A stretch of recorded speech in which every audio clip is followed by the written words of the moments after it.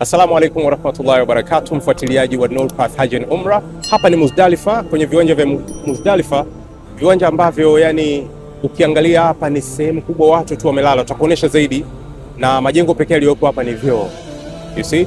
Na tumetoka Mina tukaenda viwanja vya Arafa ambao tumeshinda mchana wa leo, na jioni hii tumekuja hapa, tumesha swali magharibi na isha hapa. Tunachotakiwa kufanya hapa ni kulala ili tuamke asubuhi, tutaendelea na ratiba inayofuata.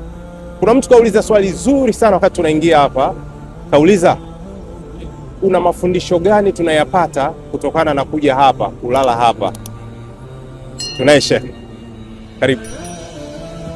Assalamu alaykum wa rahmatullahi wa barakatuh. Alhamdulillahi rabbil alamin, wassalatu wassalamu ala ashrafil anbiya'i wal mursalin nabiyina Muhammad sallallahu alayhi wa ala alihi wa ashabihi wa man tabi'ahum bi ihsan ila yawmiddin, amma ba'd.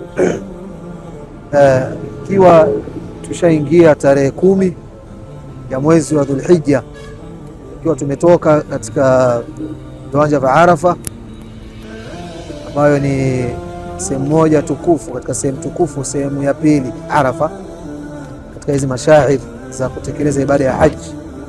Tulianza Mina tarehe 8 au Mutarwiya, kisha baada ya hapo tukaondoka Mina tukaenda Arafa katika mlima Jabal Arafat, kisha tukaswali pale Arafa swalatu dhuhr na pia kadhalika swalatu al-asr, kwa kuzipunguza na kuzikusanya.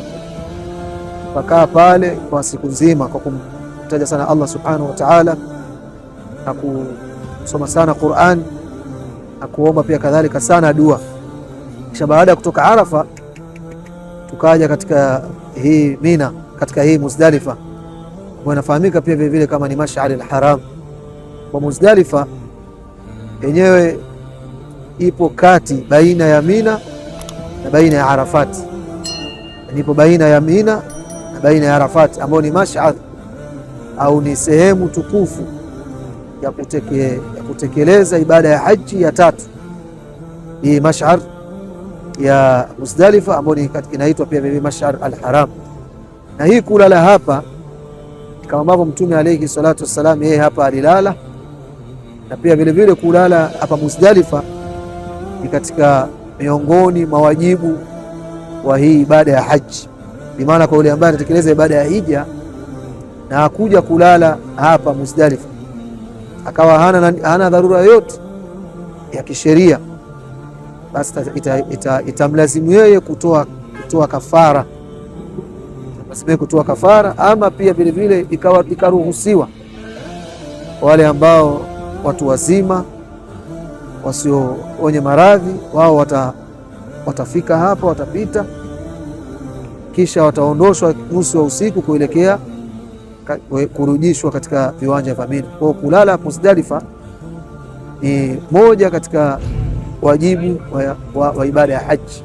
Kwa yule ambaye hatolala akawa hana sababu, basi tamlazimu yeye kutoa kafara. Kwa tuko hapa Mina, hapa Muzdalifa, tumeswali hapa salatu al-maghrib na salatu al-isha kwa kupunguza isha na kukusanya, kisha tutadhukuru Allah, tutalala hapa, kisha tutaswali salatu al-fajr, kisha tutakaa kidogo, tutaelekea Mina, kisha tutaelekea Jamarat kwa ajili ya kupiga lile uzo kubwa. Kwa kifupi ni hiyo, tunalala hapa kwa kumwiga Mtume Muhammad alayhi salatu wassalam, na pia vile vile ni wajibu kulala Muzdalifa, ni katika wajib min wajibati al-hajj, katika mambo ya wajibu miongoni mwa zile nyajibu katika hii utekelezaji wa ibada ya haji.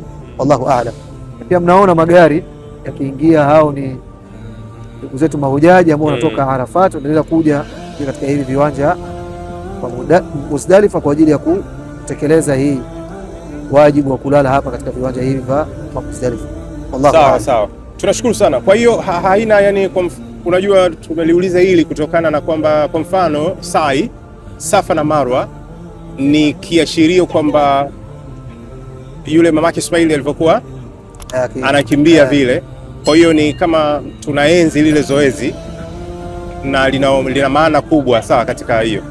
Lakini hii kulala hapa yani kwamba haina mfanano wowote, yani kwamba yani mfanano ni kule kumwiga Mtume Muhammad sallallahu alaihi wasallam. Sababu yeye alikuja akakaa hapa akamshukuru Allah, akalala, masahaba Okay. Kwa hekima yake ni hiyo, yeye ndo kulala hapa Muzdalifa. Kwa sisi tunafanya hii kwa tunapoamka asubuhi tunaswali fajr. Nini kinafuata? Tunaswali salatul fajr. Kisha tunakaa kidogo tunafanya adhkar baada ya swala. Kisha tunatoka hapa Muzdalifa tunaelekea Jamarat kwa ajili ya kwenda kupiga ile guzo kubwa. Basi itakuwa ni mwezi 10 ambayo ishaingia mwezi 10. Kuna ibada ambazo zinatekelezwa katika mwezi 10. Okay. Kwa ni kupiga ile guzo kubwa al-Aqaba al-Kubra, pia kadhalika kufanya tawafu al-ifadha au tawafu al-hajj na sa'i yake, na pia vile vile kunyoa kwa wanaume au kupunguza kwa wanawake, na pia kadhalika kuchinja kwa yule ambaye atakayekuwa ametekeleza zile aina ya haji, ima ni tamattu au ni qiran. Kwa huyu itahitajika yeye kuchinja, ama mufrid yeye hatachukua. Hayo yote niliyotaja ni katika matendo ambayo yanatekelezwa mwezi 10 katika ambao ni shaingia mwezi 10 ni yaumu nahr. Okay. Allahu a'lam. Sawa, tunashukuru sana. Basi endelea kufuatilia kwa sababu kuna mengi tuendelea kujulishana hapa. Hawa ni sehemu ya mahujaji ambao tumeongozana nao sisi Nurpath Hajj and Umrah. So tutaendelea kufahamishana mengi zaidi. Kumbuka hii ni sehemu pekee kwa ajili ya elimu, ushauri na kuhusiana na safari za haji na umra. Muda wowote ule tazama akaunti yetu uweze kupata mawasiliano, tufuatilie. Karibu sana.